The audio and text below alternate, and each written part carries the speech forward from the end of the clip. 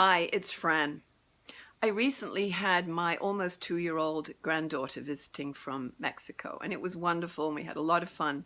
But you take a toddler who's full of inquiry and energy and put her into a pretty quiet adult household, and it's a little bit like a cyclone blowing through and causes a bit of chaos and confusion.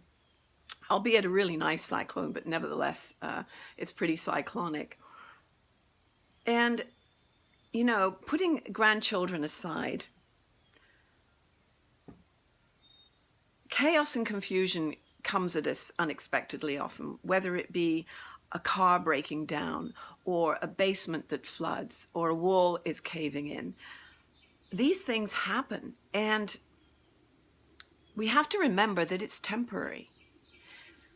We get so thrown out of our element, we get so sidelined and sidetracked by this kind of confusion, and we don't know what to do with it, and we tend to react with knee-jerk decisions instead of taking pause. And this is what I'd like to address today, because too often these kind of events that come up in our life, because they are life, tend to throw us out of our normal routine, and then we have the added layer of beating ourselves up because we're thrown out of our normal routine. And how can I possibly get back to this? How will my work ever get done? But as my coach says, the work is never done. There's always work, and issues come up because life is full of that. It's our work is our life, and our life is our work. So how do we cope with that? How do we deal with that? And one of the pieces that I think is really valuable to remember is to take a breath, whether it be a real physical breath or whether it be metaphorical.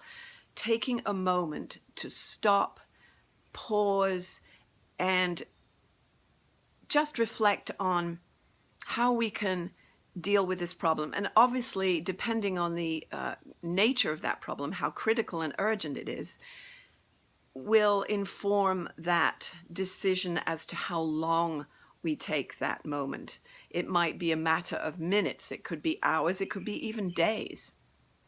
So peeling back the layers of that particular moldy onion and knowing that it is temporary and that we can get through it because we do get through it, and understanding that and saying and acknowledging, okay, this is what's happening in my life right now. I see it, I acknowledge it, I deal with it, and then get back to those other pieces of our life and work is so critical, because really we only have two choices in the end. One is to ignore it and freak out, or whichever path we choose to go down, ultimately it's going to need our attention. But taking it a piece at a time and segmenting and looking at it and saying, what is the one thing that I can do today to address this problem? What is the one thing that is most important here that I can take on? Deal with that, then go to the next piece. And so you keep segmenting it and dividing it and moving through it. Of course it's challenging. Nobody said it was easy, but you can do it, and you can get back to your work. And don't beat yourself up at the same time. So where do we go with this afterwards? We just get back on and keep doing it. There's no easy answer. There's no quick fix necessarily, but it is imperative that we take that pause, that breath, and know that this will, I don't want to say this too shall pass, because that sounds almost patronizing. But ultimately, in the end, it does pass, and we do get through it. And most of what we are afraid of never happens.